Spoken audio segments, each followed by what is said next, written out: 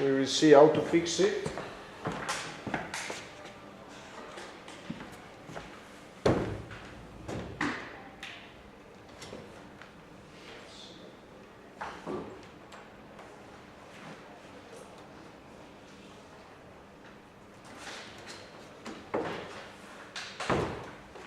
Was it fine before, or you don't remember? Because in this way it's impossible. So let me see what happens if we start. Just 1 second.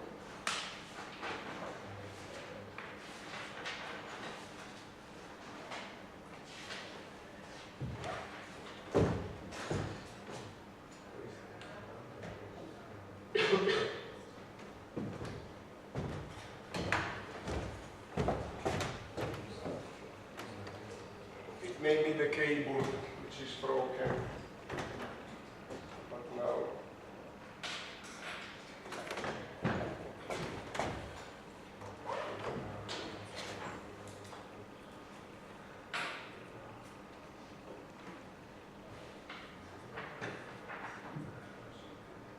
let's see.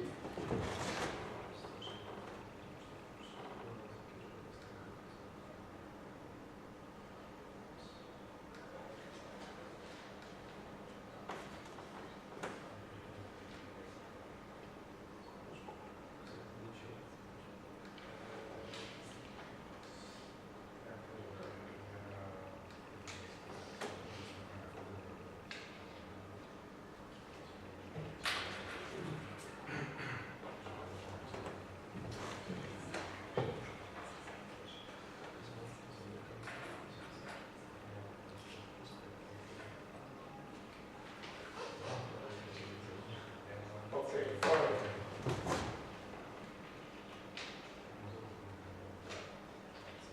Okay. So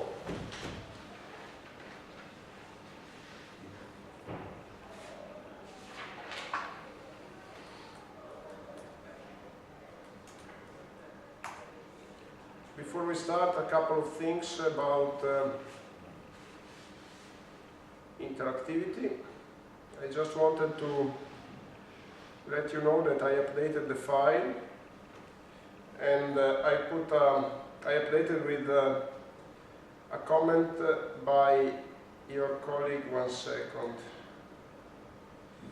Ilenia Baldini, is she here? No? Okay.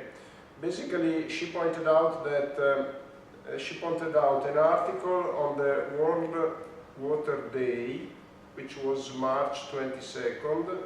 Every year we celebrate the World Water Day on March 22nd, and I just wanted to show you the article, which I think it is basically it's talking about water scarcity, and the author is it's a well-known person. Okay, let's forget about the advertisement. Sorry. Okay, let's keep them there. And it's Vladimir Zmaktin. He is well known in the community of water resources managers. He is a researcher that works also on applied problems, and he points out here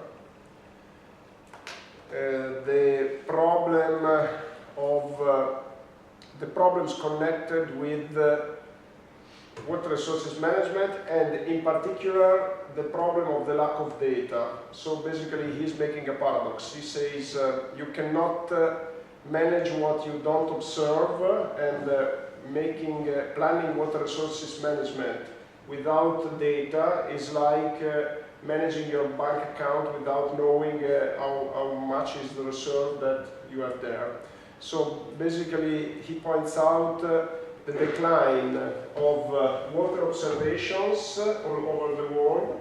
Indeed, there has been a decline in the collection of data regarding river flows, rainfall.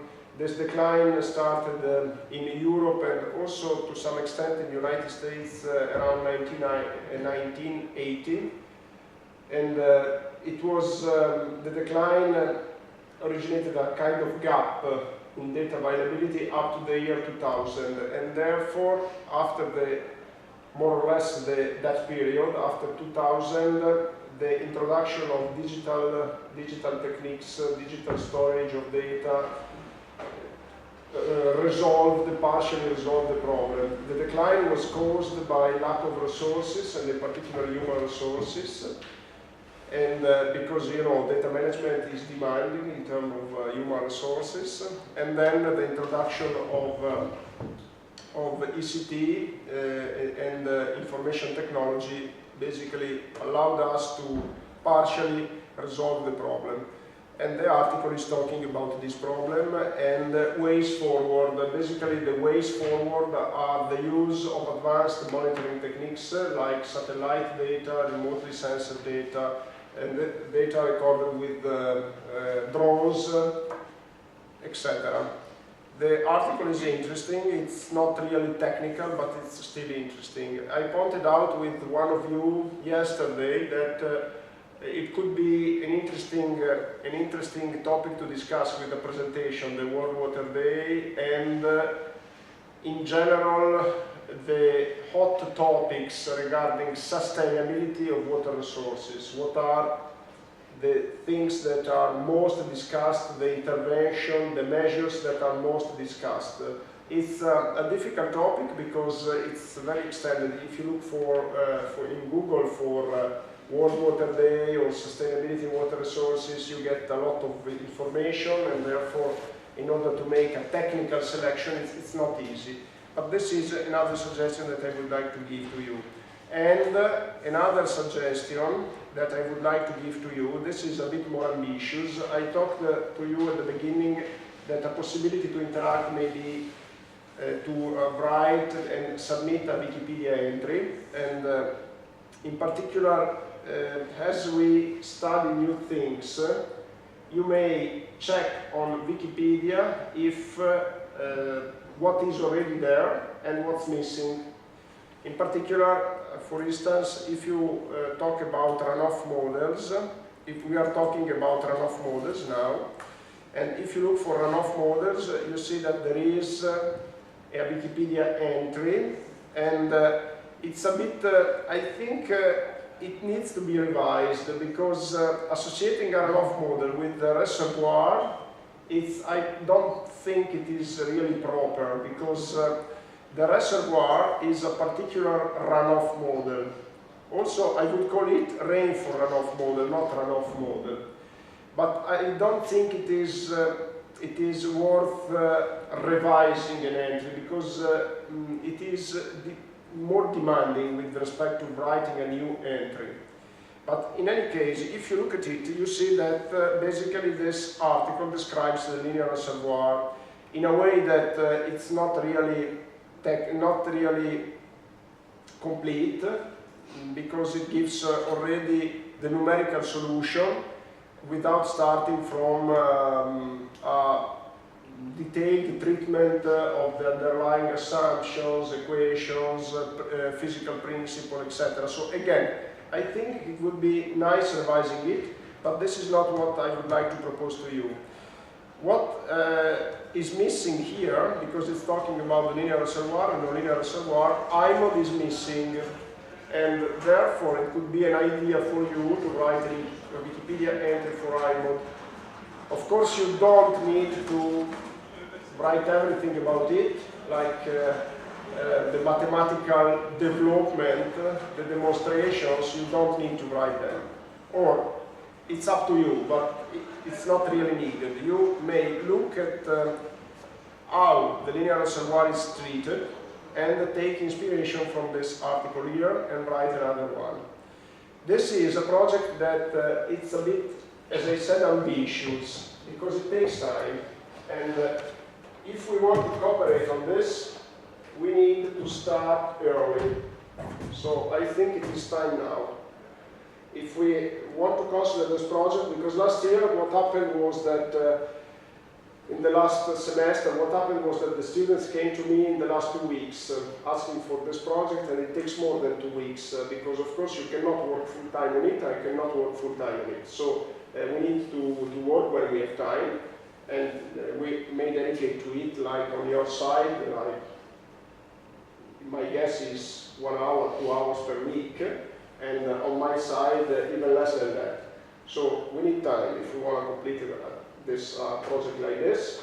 But I think it would be an interesting experience. And I could help you with the figures, because we have to be very careful if we put figures there. We need figures that are not taken from the web, and we have to be careful about copyright, etc. And so I can help you with figures, I can help you by revising it. I cannot help you with technical details about how to write a Wikipedia entry. You need to, if you are interested, you need to read the instructions, and they are very detailed. My suggestion is that you should have a background on how to write web pages. Not really a very refined background, but some background. Like it's not really necessary, but it's easier for you if you have a knowledge of the HTML language. If you don't have this knowledge, I suggest to you to gain it, because it's very useful. Because it happens sooner or later that you have to write a web page. And if you know HTML, it's much, much easier. It's not difficult to learn HTML. It's more difficult to learn R than HTML. And so it could be also an opportunity to learn a little bit of it. But I just wanted to let you know that if you don't have any knowledge of HTML, it's a bit more demanding. Anyway, there are the instructions, and also there is an editor that helps you. It's very important that you read carefully the instructions. It takes some time, it's quite long, but it's very important because otherwise it's not published. And when you submit it, it is reviewed, and then probably other people will help us in completing it. But still, we need to know quite well how to include the figures, how to manage things like this, and what are the requirements. And so instructions and reading Wikipedia entries. And then it is, I think it is a nice project if we can do that. Okay.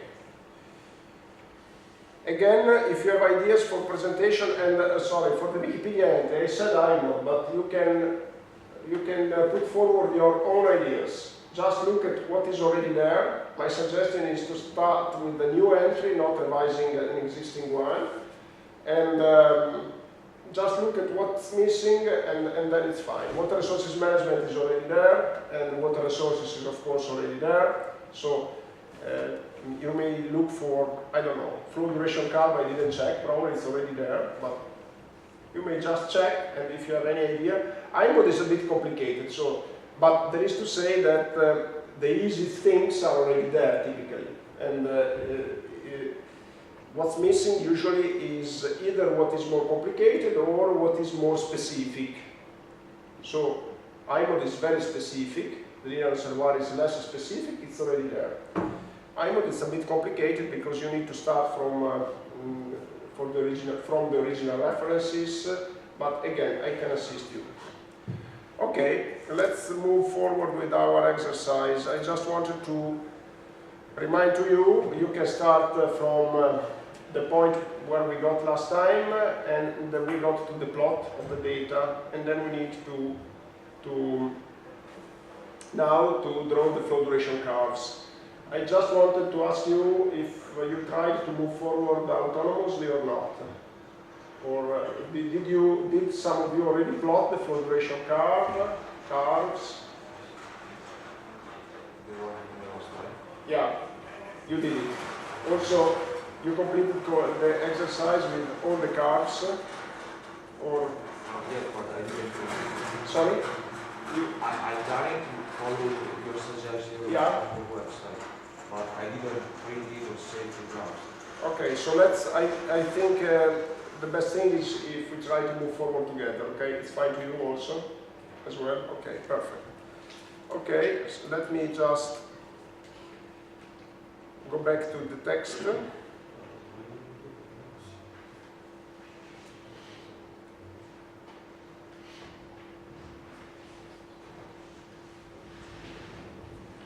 And I think I need to reload the data, but just give me a few minutes because it's very quick for me.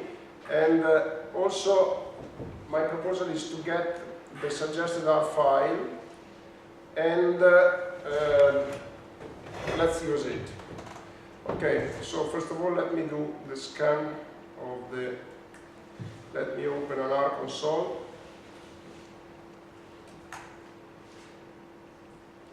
Let me check if I have already the data in my, let's see.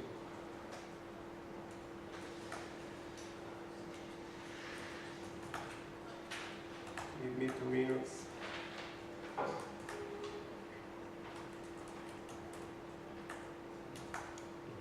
Okay. Okay. So I already have uploaded my data. I just want to show you the plot. So we get to the point where we stopped the last time.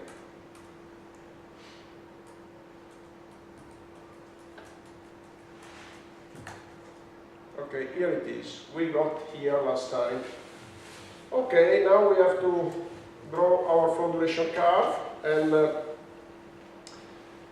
you remember that there are two methods for drawing the flow duration curve. There is the first, it's easier, and we need to pool the data all together, and we just need to put the data in descending order, to rank the data in descending order, and associate to each observation its duration. So basically, I already have the vector of the river flows. The length of this vector is, the length of the vector is 32,850. Look at the instruction length. As I try to memorize the instructions, length allows me to compute the size of a vector, and I need to rank this vector in descending order. Let's see how we can do it. I copy the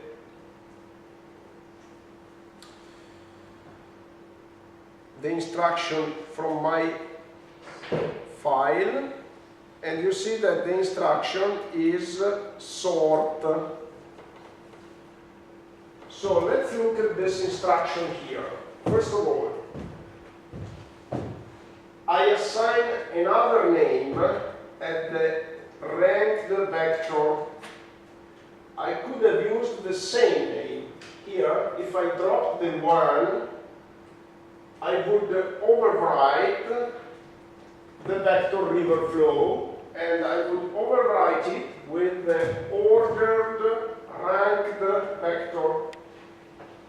I prefer not to do that, because if I overwrite the vector and I make a mistake, then I don't have the original vector to remake the computation. On the other hand, there are some applications where you want to keep your memory clean.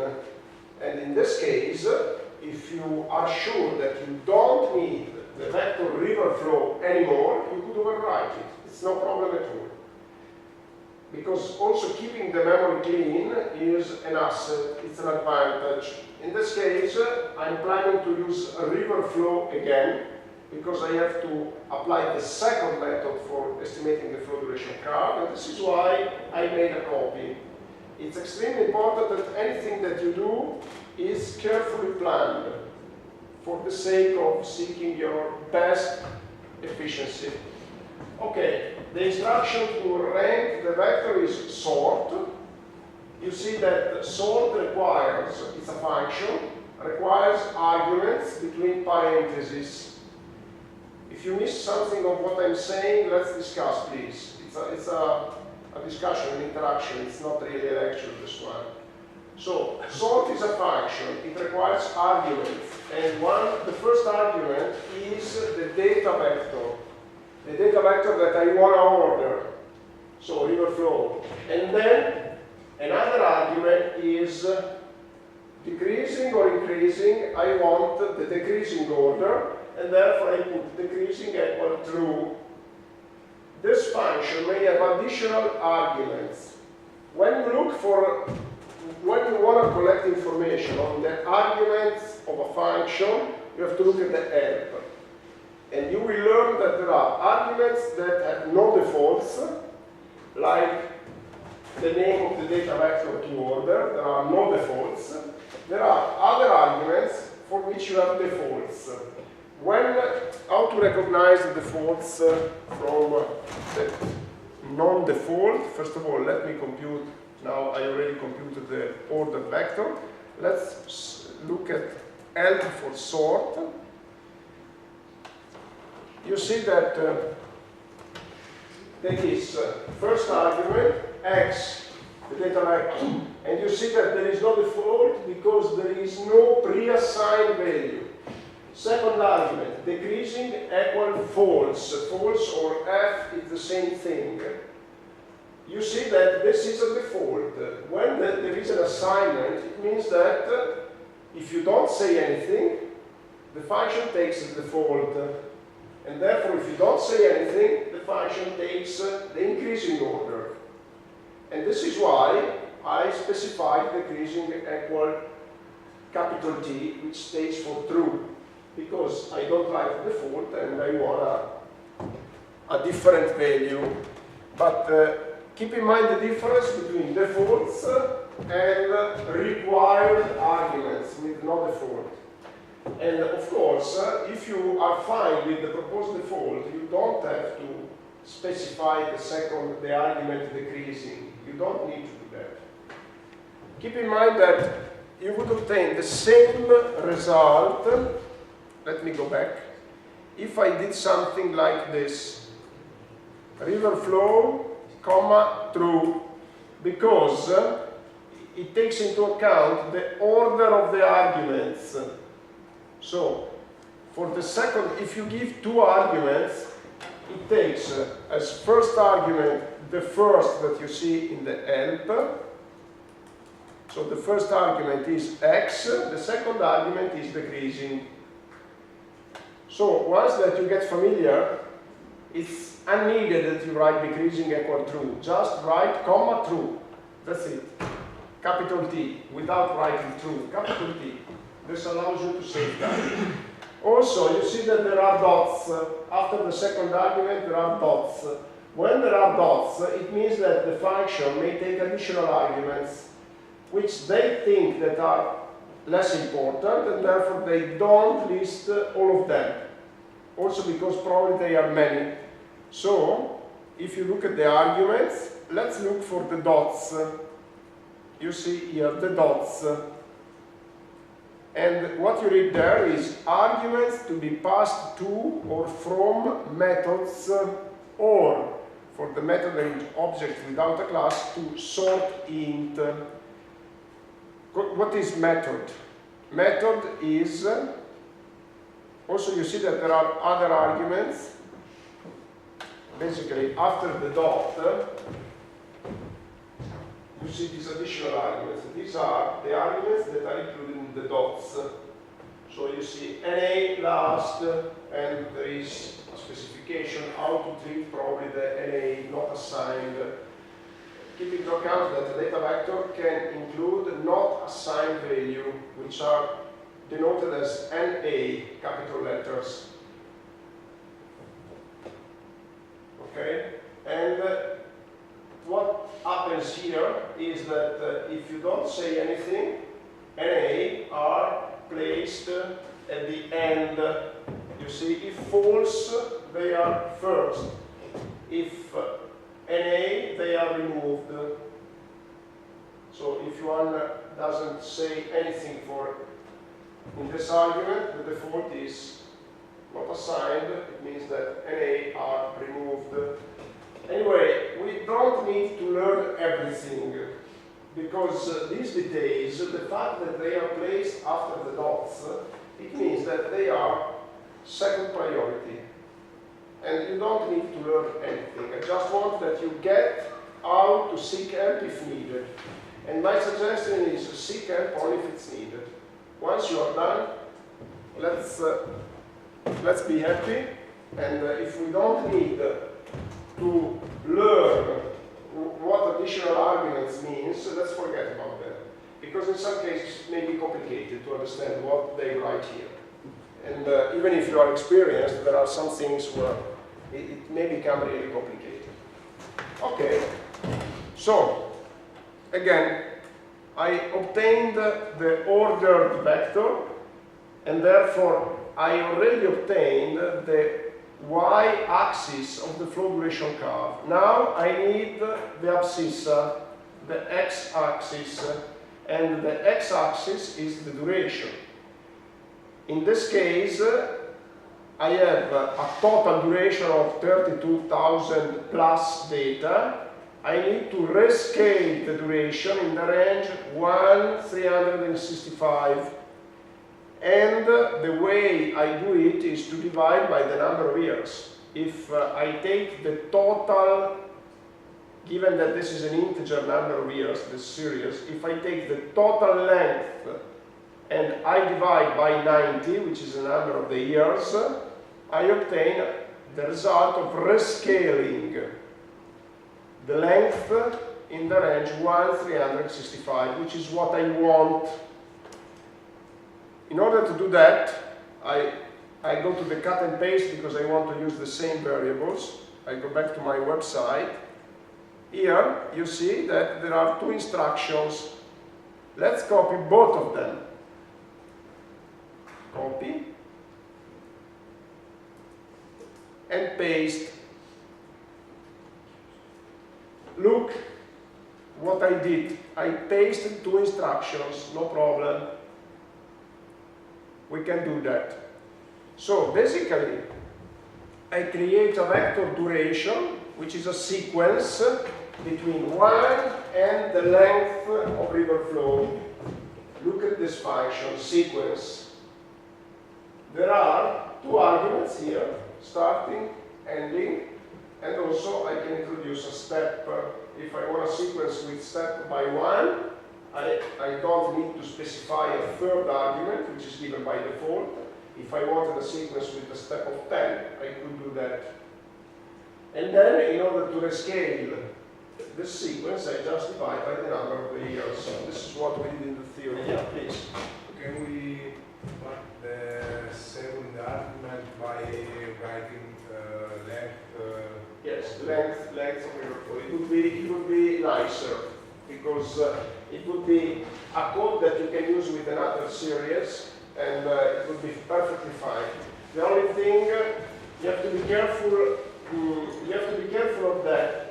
When you treat a different series, you have to check that the duration, the total duration, corresponds to an integer number of years. Otherwise, when you divide by the number of the years, if the number is not complete, you get some trouble. When we estimate the flow duration curve, my suggestion is to take a series that is composed by an integer number of years, and this makes it easier. Okay, so at this stage, we already computed the flow duration curve, and we can plot it. So let me clear the screen, and let me go to the website, plot duration river flow type equal line. And sorry, I made a mistake, I forgot a parenthesis. And then we can go to the plot. This is the flow duration curve of the Po River. There is something that I don't understand here. I think it's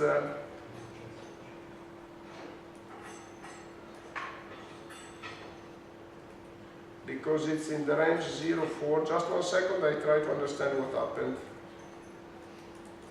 It's not in the range 1,365, so let me check.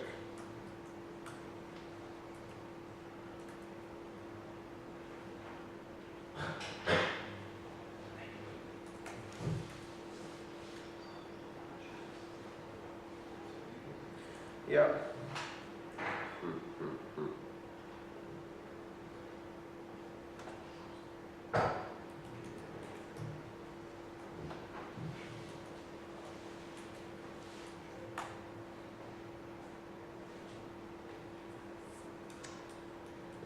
just 1 second. Length.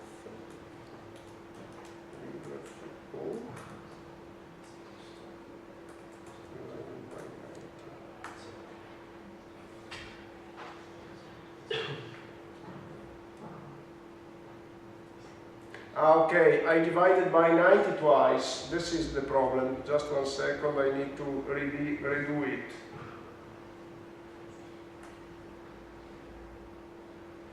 I divided by 90 twice, so this is why. Okay, and then I can make the plot again. Now it's fine. Okay, this is the result. I go back to the console so you can see the instruction. So this is the instruction to create the vector duration.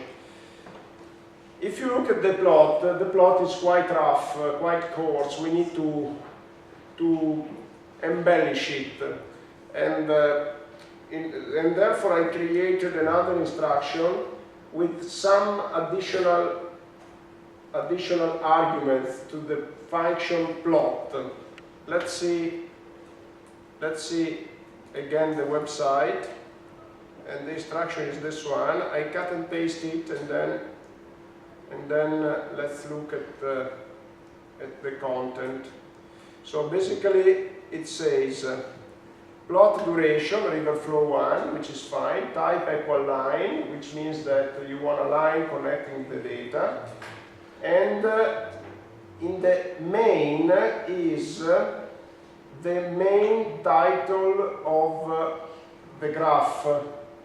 So it's possible to put a title, and the title that I suggest is Flow Duration Curve for the Po River Ponte Lago Scuro, and also 1920-2009.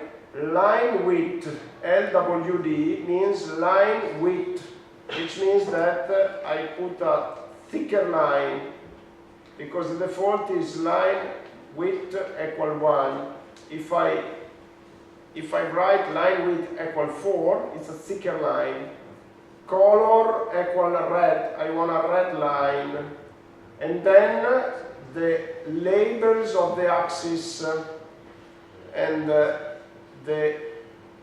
XLAB, XLAB, it's the label of the x-axis of the abscissa, duration days, and YLAB is the label of the y-axis. So let's try to use this one, and you see the result, which is nicer. Still there are some still there is something that is not really nice, and I see, for instance, the fact that cubic meters, I need to put the 3 at the subscript. Let's forget about it for now, because it's a bit more complicated. We can do that, but it's a bit complicated. And also, it would be nice here that we put a mark at 365, a label. And also, let's forget about it for now, because we can do it, and we can put the labels, the tick marks and the labels wherever we want, but it's a bit complicated, so let's forget about it for now. Okay, so this is the flow duration curve, but this is the first method. Now, we would like to compute the flow duration curve as an average of the yearly curves. So we need to compute a flow duration curve for each year, therefore obtaining 90 flow duration curves, and then we would like to plot all of them, because as you remember, this gives us an estimate of the variability of water resources availability. Okay, so let's look at how to do this. If I go back to the console, remember that we have a unique vector containing the whole series of data, 90 years. We need to split this unique vector in 90 yearly vectors. It is something that if you need to do it in Excel, it's quite demanding, because there is no other way than making a cut and paste, cut and paste, cut and paste, and it's demanding in terms of time. In R, you will see that it's extremely simple, and the way we do it is to transform the vector in a matrix. And therefore, if I create a matrix by taking the numbers that are included in the vectors, and if I give to the matrix the correct dimension, 365, 90, what we obtain is a redisplacement of numbers inside the matrix. So numbers contained in the vector are redisplaced in the matrix, into the matrix, according to the dimension that you give to the matrix. Of course, it's important to understand what is the correct dimension, and we already know what is the dimension. It's 365 and 90.